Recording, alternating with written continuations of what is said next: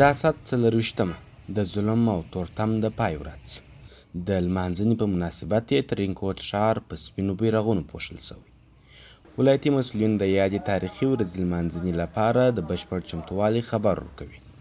وایي په مرکزه ولسوالیو کې د ډېر شمېر سپینو بیرغونو، شعاري بینرونو او بروشورونو ویشلو ترڅنګ پلان لري یاده ورځ کې بېلابېلې لویې ولسي غونډې هم ترسره کړي.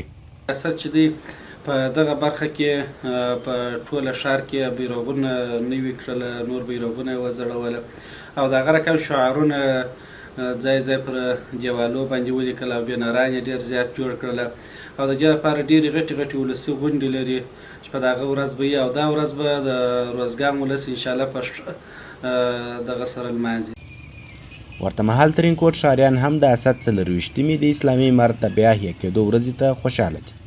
وایي لمانځنه یې ځکه کوي چې 4 کاله وړاندې په همدې ورځ افغانستان کې بدیو پای وموند او خوښیو خپلې دروازې پرانیستې.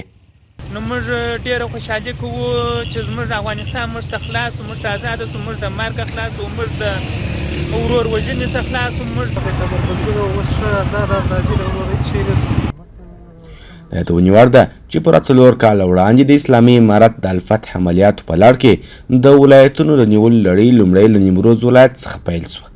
یوازې 9 ورځې وروسته دا لړۍ تر کابله ورسېده او د 20 کلن اشغال پای ته رسېدو سره افغانانو یو ځل بیا د سوله ییز ژوند نوی فصل پرانیست.